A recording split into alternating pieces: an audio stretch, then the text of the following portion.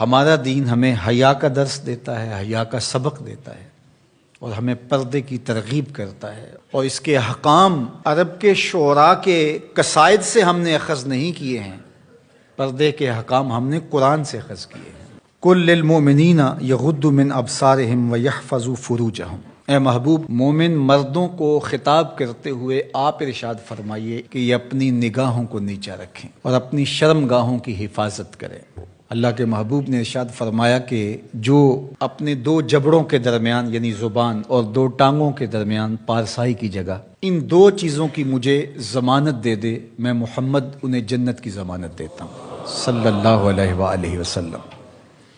تو فرمایا کہ یہ ان کے لیے بہت ستھرا ہے، بے شک اللہ کو ان کے کاموں کی خبر ہے، تم کبھی بھی اس سے مخفی نہیں رہ سکتے، تمہارا کوئی عمل اس سے پوشیدہ نہیں رہ سکتا۔ یہ حکم مردوں کے لیے تھا کہ نگاہوں کو نیچا رکھیں اور اپنی پارسائی کی حفاظت کریں، یہ ان کی ستھرائی کا ذریعہ ہے، ان کے باطن کی پاکیزگی کا سامان ہے۔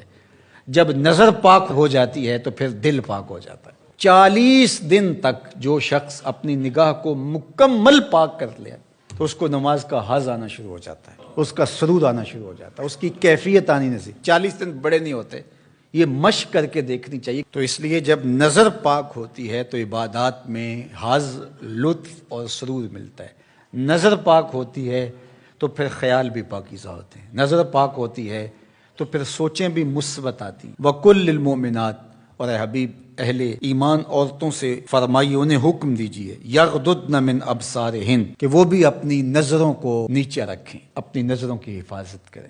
مرد تو اپنی نظر کی حفاظت کرے، اور اس کے لیے ایک طرح سے آسان بھی ہے کہ عورت پردہ کرتی ہے تو جو عورت نہیں پردہ کرتی وہاں اس کو کنٹرول کرنا پڑے گا، لیکن مرد کے چہرے پہ پردہ تو نہیں ہوتا، تو عورت تو پھر اپنی نظر کو زیادہ محفوظ رکھنا پڑے گا۔ حضرت ام سلمہ رضی اللہ تعالی عنہا فرماتی ہیں کہ حضرت میمونہ رضی اللہ تعالی عنہا زوجہ رسول موجود تھی میرے ساتھ، یہ دونوں ازواج موجود تھیں کہ حضرت عبداللہ ابن ام مکتوم تشریف لائے اور یہ نابینا تھے، تو انہوں نے پردے کا اہتمام نہیں کیا، تو حضور نے ارشاد فرمایا کہ تم نے پردہ کیوں نہیں کیا، پردہ کرو۔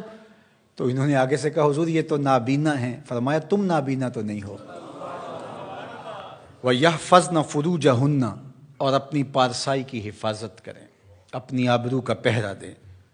عورت کے لیے بہترین عمل اور بہترین وظیفہ اور بہترین عبادت اپنی آبرو کو بچانا اور آبرو کی حفاظت کرنا ہے۔ وَلَا يُبْدِينَ زِينَتَهُنَّ، اور اپنی زینت کو ظاہر نہ کریں، إِلَّا لِبُعُولَتِهِنَّ، مگر اپنے شوہروں کے لیے۔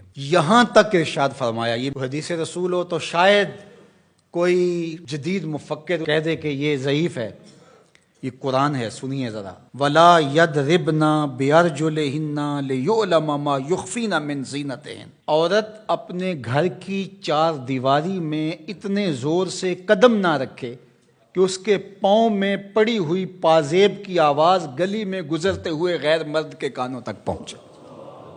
یہ قرآن ہے، حالانکہ گلی سے گزرتے ہوئے مرد کو کیا پتا کہ جس کے پاؤں میں پڑے ہوئے پازیب کی چھنکار کی آواز باہر آ رہی ہے وہ بوڑھی خاتون ہے یا 7 سال کی بچی ہے، اسے تو نہیں پتا، اور اس کو بھی نہیں پتا کہ باہر کوئی گزر رہا ہے یا گلی خالی ہے یا کوئی بوڑھا گزر رہا ہے یا کوئی بچے گزر رہے ہیں، لیکن اسے یہاں تک حکم دیا کہ تیرے پاؤں میں پڑی ہوئی پازیب کی چھنکار، تیرے پاؤں میں پڑے ہوئے جوتوں کی آواز بھی ایسی نہیں ہونی چاہیے کہ غیر مرد تک وہ پہنچ کر کے اس کو متوجہ کر دے۔ کوئی تیری طرف متوجہ کیوں ہو؟ اس لیے کہ تو شہزادی ہے اسلام کی، تو بیٹی ہے فاطمہ کی، تو بیٹی ہے عائشہ کی، تو مغرب کی ٹینوں نہیں ہے، تو مشرق کی بیٹی ہے۔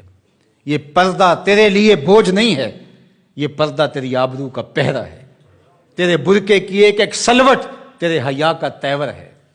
جب تو سمٹتی ہے تو معاشرہ پھیلتا ہے، اور جب تو گھر سنبھالتی ہے تو معاشرہ بحر و بر سنبھال لیتا ہے۔ اس لیے اس بیٹی